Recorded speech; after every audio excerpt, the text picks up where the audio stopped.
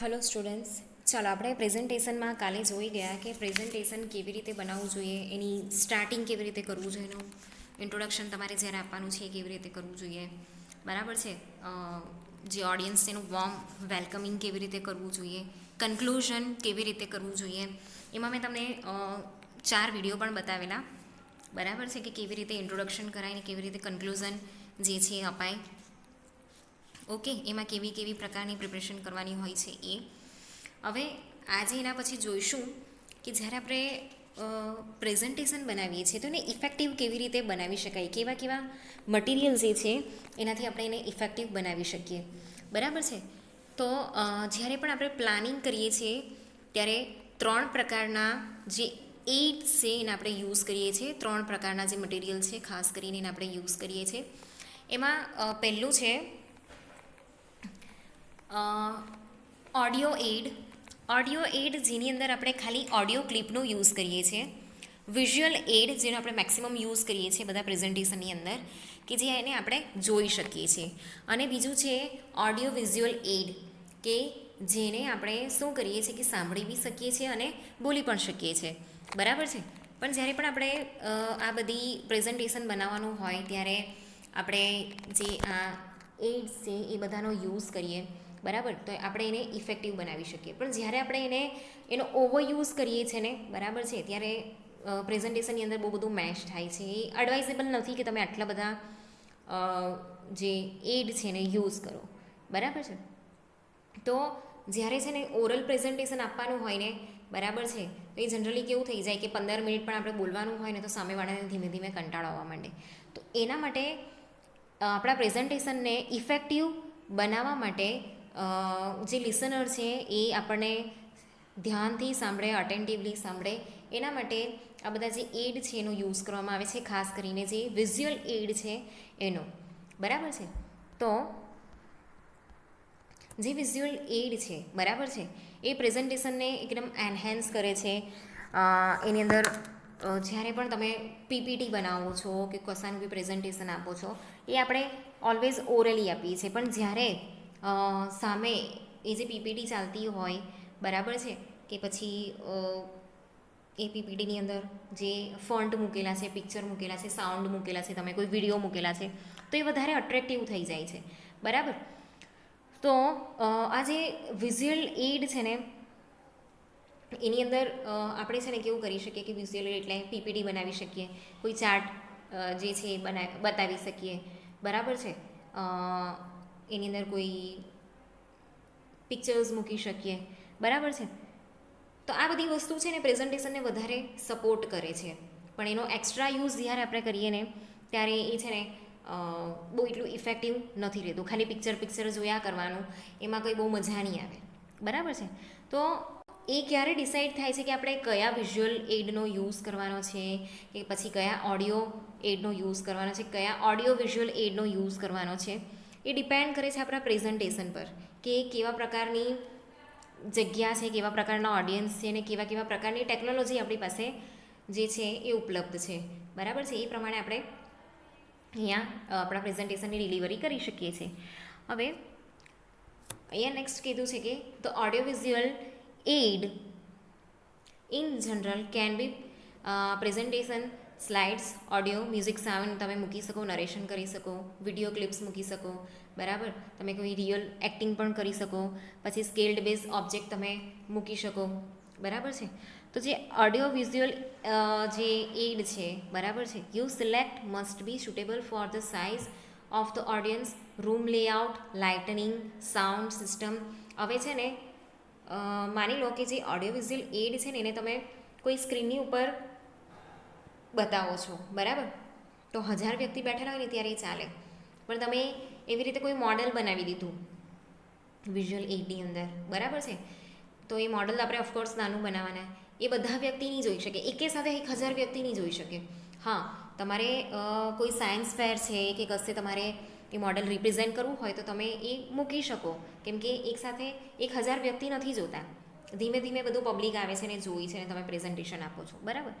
તો જગ્યા પ્રમાણે, ઓડિયન્સ પ્રમાણે, પરિસ્થિતિ પ્રમાણે તમારે પ્રેઝન્ટેશન બનાવવાનું છે, વિઝ્યુઅલ એડ્સ બનાવવાના છે, બરાબર છે. હવે અહીંયા એક્ઝામ્પલ આપેલું જ છે કે in a large auditorium with an audience of several hundred people showing a video clip with audio may not work well if there is no sound system. તમે ઓડિટોરિયમ મોટા ઓડિટોરિયમમાં બેઠેલા છો તો એના માટે છે ને જે ઓડિયો વિઝ્યુઅલ એડ છે એટલે કે તમે કોઈ વિડીયો બતાવવાના છો એકદમ યોગ્ય છે, પણ ત્યાં જો સાઉન્ડ સિસ્ટમ અવેલેબલ નહીં હોય તો એ વર્ક જ નથી કરતું, બરાબર છે. એટલે પેલો ઓડિયો ચાલ્યા કરે છે અને સાઉન્ડ નથી આવતું, તો એના લીધે શું થાય છે કે પ્રેઝન્ટેશનની અંદર પ્રોબ્લેમ આવી શકે છે, બરાબર. તમે જે ઓડિયન્સ છે ને એને તમે બરાબર વસ્તુ કન્વે નથી કરી શકતા, એટલે જ્યારે તમારે વિડીયો બતાવવો હોય તો તમારે સાઉન્ડ સિસ્ટમ છે એ પણ લાવવી પડે. જ્યારે એવી સુવિધા હોય ત્યારે તમે વિડીયો બતાવી શકો છો, બરાબર છે. You should have a good idea about the presentation setup from the presentation stage to select appropriate audiovisual aid for delivery. જ્યારે તમારે સ્ટેજ પર ઊભા રહીને પ્રેઝન્ટેશન આપવાનું છે કે કશે બી પ્રેઝન્ટેશન આપવાનું છે તો પહેલાં ત્યાં બધી ફેસિલિટી છે કે નહીં એ આપણે ચેક કરી લેવું જોઈએ, બરાબર છે. હવે આપણે નેક્સ્ટ લઈએ audio visual aid design principles. Use simple or no background in presentation material. એક સિમ્પલ પ્રકારનું મટીરિયલ તમારે યુઝ કરવાનું છે, એના બેકગ્રાઉન્ડમાં બધી ડિઝાઇન નહીં હોવી જોઈએ, બરાબર. બહુ કલરફુલ નહીં હોવું જોઈએ, કોમ્પ્લિકેટેડ બેકગ્રાઉન્ડની ડિઝાઇન નહીં હોવી જોઈએ કે જે ડિસ્ટ્રેક્ટ કરતી હોય, જે મેઇન કન્ટેન્ટ હોય ને એને ડિસ્ટ્રેક્ટ નહીં કરતી હોય, બરાબર છે. Use colours that provide adequate contrast and make it easier to read. હવે જ્યારે પણ તમે કોઈ સ્લાઇડ બનાવો છો કે પછી પ્રેઝન્ટેશન બનાવો છો તો એની અંદર છે ને અપ્રોપ્રિએટ કલરનો યુઝ કરો, બરાબર છે. જે કોન્ટ્રાસ્ટ છે એને બરાબર રાખો કે જેથી ઇઝીલી બધા લેટર્સ તમે યુઝ કરી શકો કે વાંચી શકો, બરાબર છે. અહીંયા કેવું છે કે ડાર્ક લેટર હોય ને પાછળનું બેકગ્રાઉન્ડ લાઇટ હોવું જોઈએ, અને તમે એવું રાખો કે ડાર્ક લેટર છે અને બેકગ્રાઉન્ડ પર ડાર્ક છે તો આપણે બરાબર જોઈ શકીએ નહીં, બરાબર. બેકગ્રાઉન્ડ બ્લેક કલરનું છે ને એના પર તમે ડાર્ક કલરનો કોઈ પણ લેટર લખી દો તો એ બરાબર દેખાય નહીં, બરાબર છે. તો એના કરતાં કેવું છે કે તમે ક્યાં તો બ્લેક કલરનું બેકગ્રાઉન્ડ યુઝ કરો ક્યાં તો પછી વ્હાઇટ કલરનું બેકગ્રાઉન્ડ યુઝ કરો, બરાબર છે. જો હવે અહીંયા છે ને બેકગ્રાઉન્ડ કેવું છે વ્હાઇટ કલરનું છે અને ફોન્ટ કેવા છે બધા ડાર્ક કલરના, ડાર્ક ટેક્સ્ટ છે અને લાઇટ બેકગ્રાઉન્ડ છે, જેથી કરીને આપણે જે લેટર છે ઇઝીલી વાંચી શકીએ છીએ, બરાબર. એવી રીતે અહીંયા છે બ્લેક કલરનું બેકગ્રાઉન્ડ છે અને જે ફન્ટ છે એ લાઇટ છે, એટલે લાઇટ ટેક્સ્ટ છે અને ડાર્ક બેકગ્રાઉન્ડ છે, બરાબર. આ પણ તમે ઇઝીલી બધું રીડ કરી શકો છો. હવે અહીંયા કેવું છે જો દેખાય છે બેકગ્રાઉન્ડ પણ લાઇટ છે અને ફન્ટ પણ લાઇટ છે. વ્હાઇટની ઉપર યલો દેખાતું જ નથી. હવે વ્હાઇટની ઉપર તમે બ્લુ યુઝ કરો, ડાર્ક ગ્રીન યુઝ કરો તો એ દેખાય, બરાબર છે. તો આ ટાઈપની જે ભૂલ છે એ આપણે કરવાની નથી. એવી જ રીતે જો અહીંયા બ્લેકની ઉપર બ્લુ યુઝ કરેલો છે તો એ બરાબર દેખાતું જ નથી. એટલે બંને વસ્તુ ડાર્ક નહીં યુઝ કરવાનું, લાઇટ અને ડાર્ક એ બે કોમ્બો તમારે લેવાનો છે, બરાબર છે. તો આ રીતે જે તમારું બેકગ્રાઉન્ડ ને બધું છે એ પણ બહુ અહીંયા ઇમ્પોર્ટન્ટ છે, બરાબર. Use adequate font size that allows easy reading of text from the last row of the room. Room કેટલો મોટો છે એ પ્રમાણે તમારે બધી વ્યવસ્થા કરવાની છે. ફન્ટ એટલા મોટા હોવા જોઈએ કે જે પાછળ બેઠેલા જેટલા લોકો છે એ લોકોને પણ એ વંચાવવું જોઈએ, બરાબર છે. એટલે લોકેશન પ્રમાણે તમારે અહીંયા બધી વ્યવસ્થા કરવાની છે. Use distinct font size for title and section heading. જ્યારે પણ તમે એનું હેડિંગ મારેલું છે, તમારા પ્રેઝન્ટેશનનું કોઈ હેડિંગ મારેલું છે, કોઈ ટાઇટલ છે, તો એ ફન્ટ સાઇઝ તમારે વધારે રાખવી જોઈએ, એને બોલ્ડ કરવા જોઈએ, બરાબર છે. તમે અંડરલાઇનનો પણ યુઝ કરી શકો છો, ઓકે. તો આ પ્રકારનું જે ફન્ટ છે એનું પણ તમારે ધ્યાન રાખવાનું છે, બરાબર છે. હવે અહીંયા છે ને આપણે જે બુલેટ્સનો યુઝ કરીએ છીએ, બરાબર. જો એમાં કેવું છે કે જ્યારે પણ તમે સ્લાઇડ બનાવો ને એની પર છે ને તમે જેટલો કન્ટેન્ટ વધારે રાખશો ને એટલા ફોન્ટ નાના થઈ જશે. એટલે ત્યારે તમારે શું કરવાનું કે જે પણ કન્ટેન્ટ છે ને એ કન્ટેન્ટના ફોન્ટ તો મોટા રાખવાના છે, પણ એની સાથે સાથે બધો કન્ટેન્ટ એની અંદર નથી લખી દેવાનો. તમારે ખાલી અહીંયા પોઈન્ટ બનાવવાના છે. બધું જ કન્ટેન્ટ એના પર લખી દેવો તો તમે બોલવાના શું? બધાને એવું લાગે કે આ તો વાંચીને બોલે છે, બધું તો લખેલું છે, વાંચતા તો અમને પણ આવડે છે.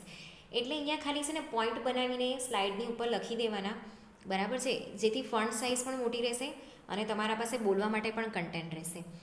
એવી રીતે આપણે નેક્સ્ટ લઈએ તો limit bullet points to 4 to 5 points પર slide and not more than 7 bullet points. હવે જો આ એક સ્લાઇડ છે, એના પર 4 બુલેટ છે, આપણે કેવું ઇઝીલી વાંચી શકીએ છીએ, બરાબર છે. એવી રીતે આ કેટલી બધી બુલેટ છે, ફન્ટ સાઇઝ ઓટોમેટિક નાની થઈ જાય, બરાબર.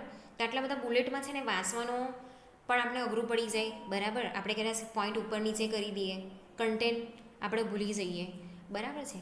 એટલે અહીંયા જે બુલેટની 4 બુલેટ છે એમાં ફોન્ટ સાઇઝ પણ મોટી છે, બરાબર છે. આપણે થોડું થોડું અહીંયા સમાવવાનું છે. Limit each point to no more than 2 or at least at most 3 lines of text. એ તમે જ્યારે પણ કોઈ પોઈન્ટ લખો છો તો એની અંદર એક સ્લાઇડની ઉપર તમે 1 કે 2 કે વધારે 3 મૂકી શકો છો, બરાબર છે. અહીંયા જો આખો પેરેગ્રાફ મૂકી દીધો છે, તો એમાં છે ને જે કન્ટેન્ટ છે એ વધી જાય, બરાબર છે. અને આની અંદર કેવું છે કે સ્લાઇડની અંદર વધારે વાંચવાનું હોય ને ત્યારે એ મોનોટોનસ લાગે, બરાબર છે, કંટાળાજનક લાગે. કેટલું બધું લખેલું છે, કેટલી બધી ઇન્ફોર્મેશન છે. એટલે ખાલી પોઈન્ટ બનાવો, સ્લાઇડ બનાવો ને ત્યારે એની અંદર પેલી ઇફેક્ટ આપો, એક પોઈન્ટ આવે, પછી બીજો પોઈન્ટ આવે, પછી ત્રીજો પોઈન્ટ આવે, નેક્સ્ટ સ્લાઇડ બદલી કાઢો, 3 પોઈન્ટ થઈ જાય. એટલે ચોથો પોઈન્ટ જે છે એ નેક્સ્ટ સ્લાઇડ પર આવવો જોઈએ. એ પ્રમાણે તમે અહીંયા કામ કરી શકો છો, બરાબર. અને પોઈન્ટ બનાવીને હંમેશા કામ કરો.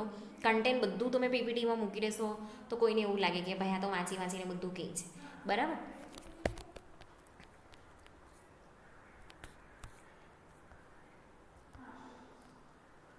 અહીંયા 4 બુલેટ છે, બરાબર છે. અહીંયા 3 બુલેટ છે, પણ અહીંયા પણ જો કન્ટેન્ટ કેટલો મોટો છે. અહીંયા ખાલી પોઈન્ટ બનાવેલા છે, અહીંયા મોટા કન્ટેન્ટ મૂકેલા છે. ભલે આવું મોટું કન્ટેન્ટવાળું હોય તો ત્યારે તમારે ઓછું અહીંયા બુલેટ્સ મૂકવાના. Ensure images are legible from the last row of the room and convey the intended content. હવે તમે કોઈ પણ ઇમેજીસ મૂકેલી છે, કોઈ ફિગર મૂકેલું છે, તો એ એટલી મોટી હોવી જોઈએ કે બધાને બરાબર દેખાય, બરાબર છે. એક સ્લાઇડ પર એક ફિગર મૂકો, ઓકે.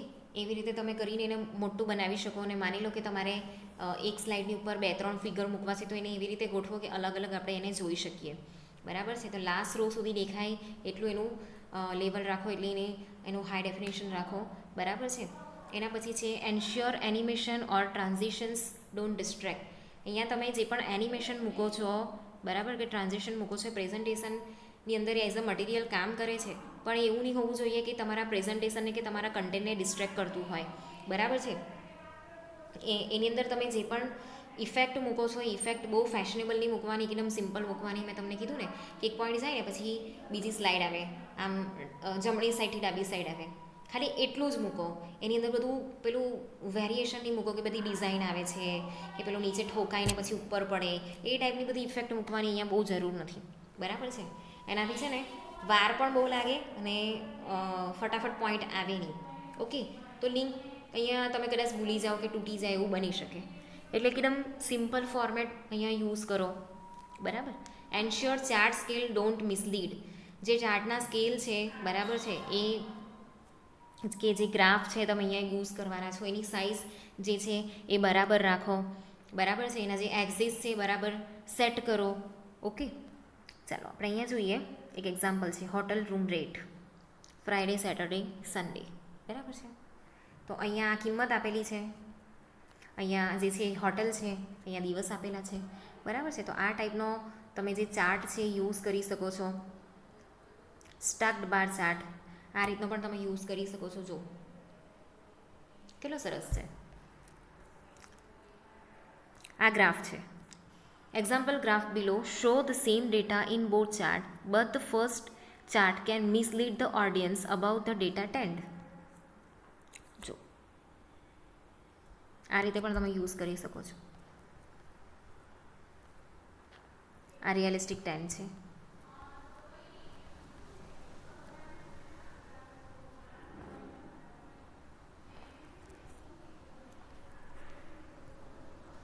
આ રીતે તમે યુઝ કરી શકો છો, બરાબર છે. Show video clip at easily viewable size. તમે જે પણ વિડીયો ક્લિપ યુઝ કરવાના છો એની ક્વોલિટી બરાબર હોવી જોઈએ, એની સાઇઝ બરાબર હોવી જોઈએ, બરાબર છે. એટલે જેટલો પડદો છે ને એટલી ફૂલ સાઇઝનો હોવો જોઈએ. બીજી વસ્તુ અહીંયા ધ્યાન રાખજો કે સ્પીકર હોવા જોઈએ જેથી સાંભળી શકે બધા. Do not use offensive or stereotypical visuals અહીંયા તમે જો કાર્ટૂન કે એનિમેશન યુઝ કરવાના છો કે ક્લિપ આર્ટ યુઝ કરવાના છો, બરાબર, તો એ ઓફેન્સિવ નહીં હોવું જોઈએ, જેથી બધા લોકો બેઠેલા છે એ લોકોને એવું લાગવું નહીં જોઈએ કે આ તો કોઈ વસ્તુને અહીંયા ટાર્ગેટ કરે છે કે કોઈ વ્યક્તિને ટાર્ગેટ કરે છે, એવું નહીં થવું જોઈએ. Play audio at easy heard level. કેટલીક વાર છે ને કેવું થાય કે સાઉન્ડ બહુ મોટો હોય ને તો ઘોંઘાટ લાગે, એકદમ ઘોંઘાટી અવાજ આવે, બરાબર છે. તો એ જે વોઇસ છે ને એ એકદમ લિમિટેડ રાખવાનો કે જેથી આપણે બધા ઇઝીલી એ સાઉન્ડ સાંભળી શકીએ, બરાબર છે. એટલે જે સાઉન્ડના જે લેવલ છે એ બધા વ્યવસ્થિત રાખવાના. Share real or scaled objects at easy viewed size. જે પણ આપણે ચાર્ટ બતાવીએ છીએ, બરાબર છે, એ બધી વસ્તુનો અહીંયા બરાબર દેખાય એ રીતે યુઝ કરવાનો છે. Test audio visual aid in advance. પહેલેથી એનો ટેસ્ટિંગ કરી લેવું જોઈએ કે બરાબર સંભળાય છે કે નહીં. જે પ્લગિન આપણે કરીએ છીએ, બરાબર છે, એ જોઈ લેવું જોઈએ. સોફ્ટવેરનું વર્ઝન જે છે એ ચેક કરી લેવું જોઈએ, બરાબર છે. Design your audio visual so all members can experience them. જેટલા પણ ઓડિયો વિઝ્યુઅલ ડિઝાઇન તમે મૂકવાના છો, બરાબર છે, એ પણ પહેલેથી ચેક કરી લેવા જોઈએ, બરાબર છે. ને બધાએ જ પ્રેઝન્ટેશન, જેટલા બી મેમ્બર્સ છે પ્રેઝન્ટેશન આપવાના છે, બરાબર છે, એ બધાએ પ્રેઝન્ટેશન ચેક કરી લેવું જોઈએ. કેટલાક લોકો શું કરે કે પોતાની જે સ્લાઇડ છે ને એટલી જ એના પર જ વધારે ધ્યાન આપે, એવું નહીં કરવાનું. Proof read and spell check. જ્યારે પણ પ્રેઝન્ટેશન આપવાના છે તો એ પહેલાં બધી સ્પેલિંગ ચેક કરી લેવાની, પ્રૂફ રીડિંગ કરી લેવાનું, બરાબર છે, એની બરાબર બોલીને પ્રેક્ટિસ કરી લેવાની, ગ્રામર પણ ચેક કરી લેવાનું. જ્યારે સ્પેલિંગ એરર્સ આવતી હોય તો નીચે રેડ લાઇન આવે છે તો એ આપણે સુધારી લેવાનું, બરાબર. કેમ કે છે ને મોટી સ્લાઇડની ઉપર જલ્દી સ્પેલિંગ મિસ્ટેક પકડાઈ જાય. When using the board or flip charts write large text and in a logical flow. ચાલો, હવે જ્યારે છે ને આપણે બોર્ડનો યુઝ કરીએ છીએ કે ફ્લિપ ચાર્ટનો યુઝ કરીએ છીએ, બરાબર છે, તો ત્યારે મોટા રાઇટિંગનો યુઝ કરવાનો. એટલે તમે છે ને મોટી માર્કર પેન આવે ને એનો યુઝ કરી શકો અહીંયા, અને મોટા રાઇટિંગમાં લખવાનું, બિગ લેટર્સની અંદર લખવાનું છે, બરાબર. પછી કોઈ ફિગર ડ્રો કરો છો તો એને અપ્રોપ્રિએટ સાઇઝની અંદર એને ડ્રો કરો. લાઇક અમે બોર્ડ પર ભણાવીએ છીએ ને ત્યારે કેવા મોટા અક્ષર કાઢીએ અને મોટી ઇમેજ છે એને ડ્રો કરીએ, લાઇક એ ટાઈપનું તમારે અહીંયા યુઝ કરવાનું છે, બરાબર છે. Site sources properly. If you include content from external sources in your presentation, include in text citations. Text સિટેશનની અંદર ઇન્ક્લુડ કરવાનું કે મેં આ વસ્તુ અહીંયાથી લીધી છે, કે મને એ નેસેસરી હતી અહીંયાથી એટલા માટે મેં લીધી છે, તો એઝ અ રેફરન્સ અહીંયા પ્રેઝન્ટેશનમાં મૂકવાનું કે આ મટીરિયલ મેં અહીંયાથી લીધું છે. Acknowledge your contribution. Acknowledge those who help you with presentation. અહીંયા જેટલા બી વ્યક્તિ છે જેમણે તમને પ્રેઝન્ટેશનની અંદર હેલ્પ કરી છે એ વ્યક્તિનું અહીંયા નામ લખવું જોઈએ કે પ્રેઝન્ટેશનની અંદર મને આ વ્યક્તિએ મદદ કરી છે, કે મારા આ ટીમ મેમ્બર્સ છે, બરાબર છે, મને આ પ્રેઝન્ટેશનનું મટીરિયલ અહીંયા રીતે જે છે રેડી કરવામાં આ હેલ્પ કરી છે. Remember your visuals are to enhance and not distract. જ્યારે તમે પ્રેઝન્ટેશન બનાવો છો તો એ વિઝ્યુઅલ હોવું જોઈએ, બરાબર છે, કે ડિસ્ટ્રેક્ટ કરતું હોવું જોઈએ નહીં, તો તમે ઇફેક્ટિવલી અહીંયા બધી વસ્તુ ડિલિવર કરી શકો, બરાબર છે. ચાલો, હવે અહીંયા છે ને તમને જે કેટલાક એડ્સ છે ને એ વિશે હું તમને માહિતી આપું. અહીંયા છે ને કેટલાક એડ્સ છે જેનું નામ આની અંદર નથી, પણ હું તમને કહું. ઓવરહેડ ટ્રાન્સપરન્સી એટલે છે ને એવું પ્રોજેક્ટર આવે, એ પ્રોજેક્ટરની અંદર છે ને કેવું હોય, ચોરસ ડબ્બા જેવું આવે, બરાબર. તમને બધાને ડબ્બો કેવો હોય કે ચોરસ ડબ્બો તમને બધાને ખબર જ છે, બરાબર. ઉપરનું જે ઢાંકણું આવે ને એ ઢાંકણાની ઉપર છે ને એક કાચ લગાવેલો હોય, બરાબર છે, અને પ્લાસ્ટિકની એક ટ્રાન્સપરન્સી આવે, એની પેન પણ અલગ આવે. ઓવરહેડ પ્રોજેક્ટરની એક અલગથી ટ્રાન્સપરન્સી આવે, એના પર છે ને એની પેન આવે અલગ. એ પેનથી આપણે એના પર લખી શકીએ, એને ભૂંસી પણ શકીએ છીએ, બરાબર છે. એ લખીને એ સ્લાઇડ છે ને એના પર ઊંધી મૂકી દેવાની, પ્લાસ્ટિક જેવા મટીરિયલની જ આવે છે, બરાબર. પછી તમારે જે પણ લખેલું હોય ને એ બધું કન્ટેન્ટ જે છે એ સામે પડદો હોવો જોઈએ, જેવી રીતે પેલું પ્રોજેક્ટર આવે ને એ ટાઈપનું જ આવે, બરાબર. એમાં પણ કેમેરો આવે, તો તમે જે પણ સ્લાઇડ પર લખ્યું છે ને એ સામે દેખાય ને નીચે છે ને ફોકસ આવે. જે કાચની સ્લાઇડ આવે ને તો ડબ્બાની અંદર ફોકસ આવે, બરાબર છે. તો એ ફોકસથી ને એ ફોકસની સાથે કેમેરો લાગેલો હોય એનાથી શું થાય કે જે ટ્રાન્સપરન્સી પર લખેલું છે એ બધું સામે દેખાય. ઓકે, તો આ રીતે તમે અલગ અલગ ટ્રાન્સપરન્સી ચેન્જ કરીને પણ તમે બનાવી શકો છો. બરાબર છે. પણ જ્યારે બહુ બધા લોકો હોય ત્યારે તમે એ કરી નહીં શકો. બરાબર છે. ઓછા લોકોની અંદર તમે કરી શકો છો. બરાબર. તો આ જે ઓવરહેડ પ્રોજેક્ટર છે એનો યુઝ કરી શકો. પાવર પોઈન્ટ પ્રેઝન્ટેશન એ મેં તમને બહુ સારી રીતે સમજાવી દીધું. બરાબર છે. ફ્લિપ ચાર્ટ જે છે એ મેં તમને સમજાવ્યું કે ફ્લિપ ચાર્ટનો આપણે કેવી રીતે યુઝ કરી શકીએ. બરાબર. એની અંદર તમે જે લાઈક મીટિંગ કરતા હોઈએ ત્યારે ફ્લિપચાર્ટ બહુ કામ લાગે છે. મેં તમને ગ્રુપ ડિસ્કશન શીખવાડેલું, એમાં પણ હું વારે ઘડીએ ફ્લિપચાર્ટ બોલતી હતી. તો એ છે ને એક પેલું ચાર્ટ આવે ને, બરાબર, એ ટાઈપનું છે ને એના પર છે ને આપણે પેલું સ્ટીકોન, જે પેલી નાના નાના કાગળ આવે ને સ્ટીકોનવાળા, બરાબર છે, એની અંદર આપણે લખીને ચિપકાવવાનું હોય છે. તો તમે એવી રીતે એ કરી શકો છો. બરાબર છે. પણ એમાં પણ ઓછા લોકો હોય ને તો જ કરી શકીએ. વ્હાઇટ બોર્ડ કે બ્લેક બોર્ડ એમાં પણ આપણે 50 કે 60 માણસો હોય તો આપણે કરી શકીએ, તો લખીને પ્રેઝન્ટેશન આપી શકીએ છીએ. બરાબર છે. તો આ રીતે આપણે જે છે એ પ્રેઝન્ટેશનમાં ઓડિયો વિઝ્યુઅલ એડ છે કે ખાલી ઓડિયો એડ છે કે વિઝ્યુઅલ એડ છે એનો આ રીતે આપણે યુઝ કરી શકીએ છીએ.